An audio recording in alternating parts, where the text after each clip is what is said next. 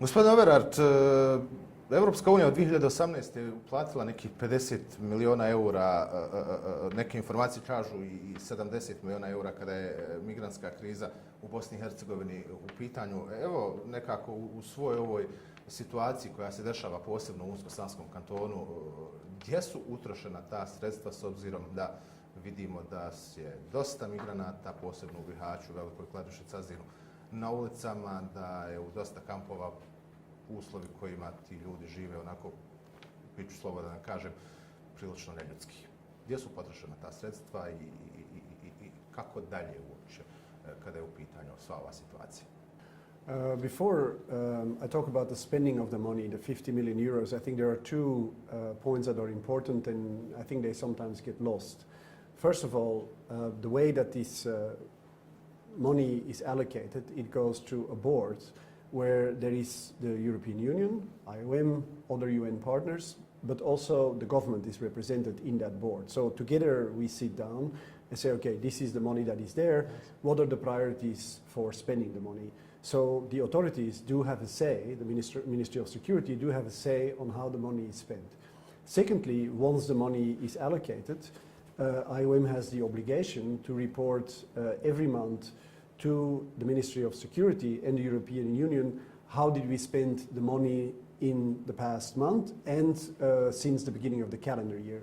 So the government is constantly aware of how the funds are being spent. So it's done in a totally transparent manner, both towards the European Union and towards the government. The third point maybe actually is that that money is being given to IOM, but it's also used by, for example, the Red Cross in Pomozi Ba, who provide food in the camps, UNHCR, who works with asylum seekers, UNICEF working with children, and UNFPA working with women amongst those migrants and working around protection. So it's not as if IOM is the only actor using the money. Now, when it comes to the use of the money, since September 2018, through an instrument called IPA, IOM has received 50 million euros.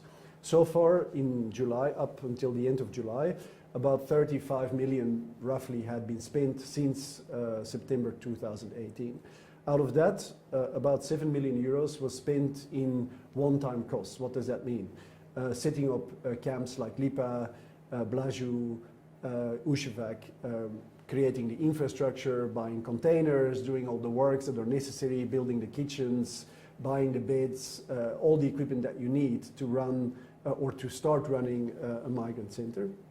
25 million euros has been spent more or less on humanitarian assistance, broadly speaking. For example, we provide 18,000 meals per day. Well, that costs a lot of money. That is covered by this humanitarian assistance. Non-food items, blankets, clothes, shoes, these type of things.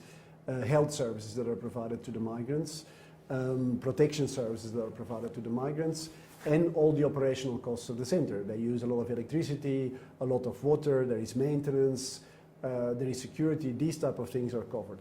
Then about 2.5 million euros was spent on assistance to BIH institutions at the state level, as well as at the Unasana canton level, receiving support in accordance with their own priorities. What do they need to manage this migrant situation? Now, the confusion about the 50 and 70 million euros comes partly because the 70 million euros include, first of all, money that was provided by the European Union directly, for example, to the border police or the city of Bihac, or money provided by the humanitarian arm of the Commission to the Danish Refugee Council, who is in charge of, together with the cantonal authorities, providing health services to the migrants. So that is the overall package. IOM out of that received 50 million euros from the European Commission. We also received 500,000 euros from USAID, but that was specifically for the establishment of LIPA in Bihac as a corona response. Now, the last part of the question, despite all this money, why do we still have so many migrants outside? I've said this a number of times. The fact that we have migrants outside has nothing to do with the funding. The issue of migrants outside is because we don't have a political decision to create sufficient accommodation for migrants. We've been advocating together with the European Union for months now that Bosnia and Herzegovina needs more accommodation. If you have 3,000 people outside, they cannot go anywhere because all the centers are full. So the issue of migrants outside is not an issue of money, it's an issue of, okay, the country needs to come together and decide where to establish additional accommodation. Doesn't have to be in Unasana canton. I understand the frustration both in Unasana canton and in Sarajevo, where they are saying, listen, we are the only two cantons where there are big centers. Why is nobody else establishing centers? Which I have sympathy for. But from the country perspective, we need more accommodation, because it's only in that way that you can give access to services for migrants, but it's only also the way to improve the security of the local population. Because if migrants are outside, they break into houses, they might steal because they don't have money to pay for food, they create also a sense of insecurity amongst the population. So investing in these centers, it's not just for the migrants, it's also for the local population. Final point. One question, I have to stop this. IOM je spreman da finansira dodatne centre, ako sam dobro razumio. Yeah, IOM is ready to support the authorities with new centers. Of course, we have to get the agreement of the European Union because it is their money, and this board that I mentioned in the beginning needs to come together and agree to allocate money there. But yes, I think there is a willingness to fund new centers. But I have to say, we are running out of time, because the winter will be there beginning of October or mid-October, depending, and any new center will take time to establish, because usually the places that are allocated are not places where tomorrow you can move people in. So I think we're running out of time. Okay. May I say one thing? You said that humanitarian conditions in those centers are sometimes not good. Let me highlight two problems that we've had in the past few weeks, and they're Miral and Lipa. And the reason why the conditions are not great is related to the fact that we don't have enough accommodation. Lipa was built for 1,000 people. So we have infrastructure, kitchens, everything else for 1,000 people. Now, what happened was that the local authorities were continuously bringing people way above that capacity. So we had, last week, we had 1,500 people there. So that means that for 500 people, you cannot guarantee the basic humanitarian conditions. The same happened in Miral. Miral is a space that was established for 700 people. We had 1,100 people there, and Miral is a very small space. So it's very obvious, if the authorities push us to take more people or bring more people, we have two options. Either we say we want to keep minimum standards, so these people have to go out, but we also know that they don't have an alternative. Or we say, okay, come in and we'll do as best as we can. But it is very clear, if you go above the capacity, the services go down for everyone, which is not a good solution. So again, the solution there is create more accommodation so we can keep everything at the capacity for which these centers were developed. Evropska unija kao najveći financijer, o čemu smo razgovarali u prošlom pitanju, traži da država preuzme krizu u svoje ruke.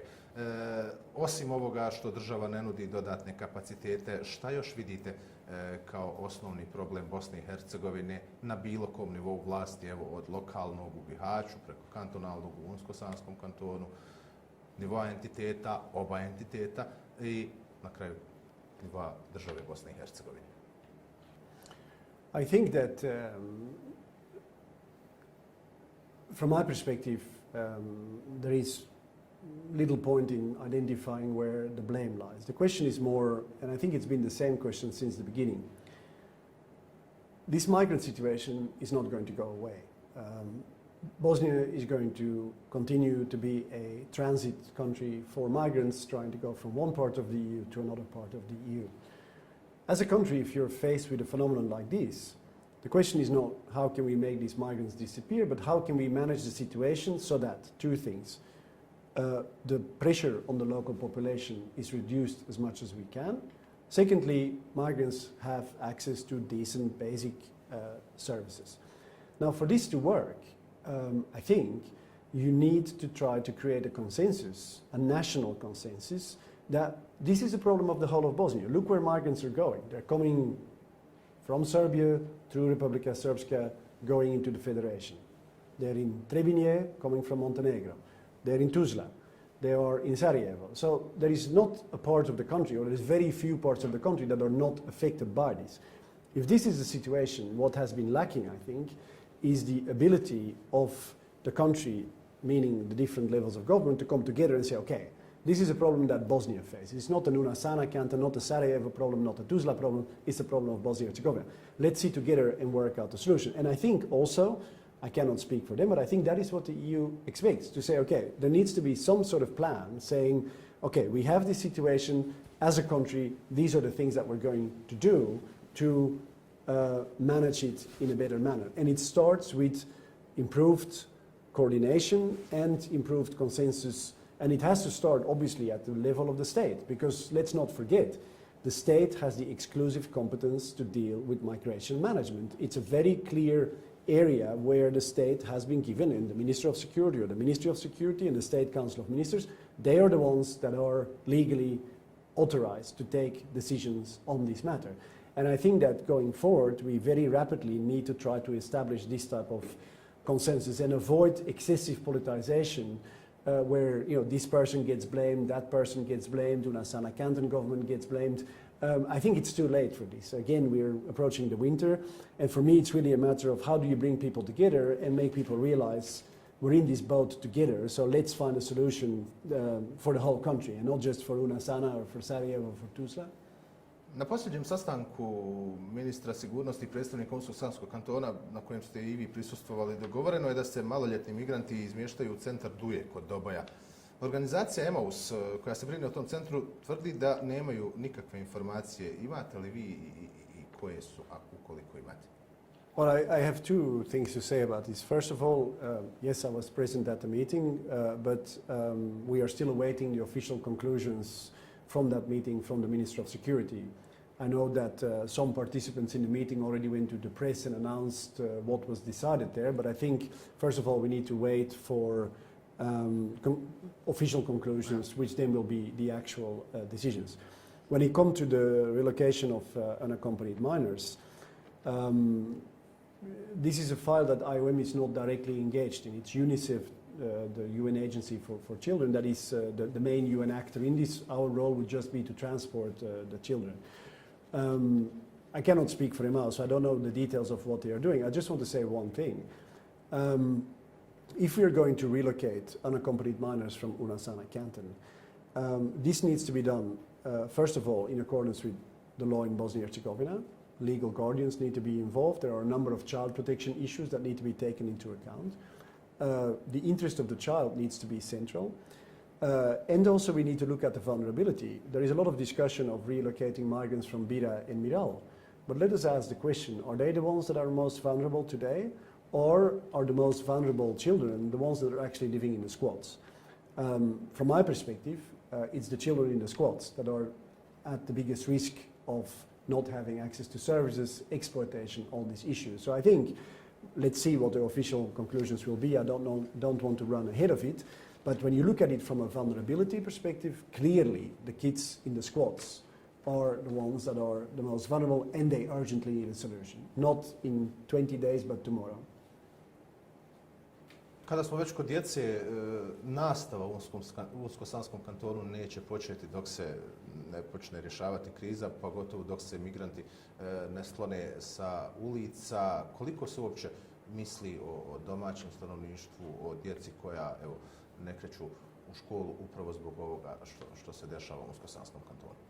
I mean, I think to take the last part of the question first, I've been to Velika Kladuša, Bijač, maybe, I don't know, 60, 70 times. And now people are in the news because they are protesting and there's been some violence and all these things. But I have to say, despite the fact that the local population really has suffered from this issue, they actually haven't suffered from the migrants. Maybe they think about it this way, but they have suffered from the lack of political decision-making on accommodation. Let's be very clear on this. The issue is people in the streets everywhere, sleeping rough. So I find it amazing that they have reacted mostly with such understanding, solidarity, and very little anti-migrant protests.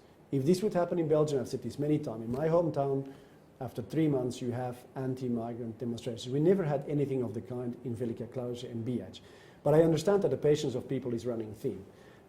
And unfortunately, they might direct it against the migrants, but it's not about those migrants. If we would have put people elsewhere, then the pressure could be reduced, the first thing. The second thing, when it comes to the children, We had migrant children in the schools, and that was a great decision by the Unasana canton quite quickly. Initially in the schools, the local parents, there was a lot of resistance, which I understand. I have kids myself, and they were like, what is this? Migrant children are going to come here, we don't know. Prime Minister was very clear and very courageous, saying, don't worry, it'll be okay. And it turned out to be okay. I've spoken to parents where migrant kids were in the school, and it turned out it was a good experience both for their own kids, because they started speaking English a lot more. For the migrant kids, it was great. And kids don't care whether you're from Pakistan or from Bosnia or from Sarajevo, from Velika Kladuša, from Bangladesh. So I think it was a very positive experience for the kids themselves, both local and migrant children. So I hope that we will continue in that direction, because I think it benefits both sides to do this. But I think for the local community to accept this, we need to get people out of the street and increase security for local population. There's no question about that. If we don't do that, and I'm very worried for the first time in the 3 years that I've been doing this, I'm worried that we're going into a situation where in the winter we will have 4,000, 4,500 people in the street in Bihać and Velika Kladuša, and given the local elections, we will see more tension between the migrants and the local population, and we will have people sleeping in horrible conditions. And I'm really worried that we are talking a lot, but that we don't have the solutions on the table. If we don't do that, I'm guaranteeing that we will have a lot of trouble in Bihać and Velika Kladuša, and the issue of kids going to school or not, when it comes to the migrant children, I mean, is going to be a minor issue compared to the issues that we will face if we have 4,000 people in the street. Evo za kraj, nakon svega ovoga što ste rekli, koliko u stvari možemo zaključiti da je možda i najveći problem u Bosni i Hercegovini ta politička podijeljenost i nivo politikanstva ljudi koji participiraju u vlasti na svim nivoima, puno veći problem nego broj migranata u Bosni i Hercegovini? Yes, I agree with that. If you look at Serbia, which has faced similar issues, or worse in terms of the numbers, their migrants are no longer a political issue. Yes, there are a few protests here and there, but overall, if you look at the elections, migrants was not an issue. If you look at it, at any given day in Bosnia and Herzegovina, we've never had more than, let's say, 9,000, 10,000 migrants at most, at any given day. I know more people have transited through. We are, and I hope I can say we after 4 years here, we are a country of 3.5 million people. I mean, come on, 10,000 people in a country like this should not be such a problem, especially if you have outside funding. Of course, now it is a problem because Unasana Canton, for Unasana Canton people, it's a big problem. I'm not reducing it, but for the country as a whole, if we would have done what Serbia had done, they have 17, 18 centers all around the country. If we would have had the same, centers of 400 or 500 migrants, who would have been talking about this issue at all, frankly? So, yes, I think that is the main problem, the political disagreements, the politicization of every single question, and the very complex structure of how you get from a minister taking a decision to this decision being implemented on the ground, which is not just an issue for migration, it's an issue that you face across many other issues. Hvala vam lijepo za izdvojeno vrijeme. Thank you for having me.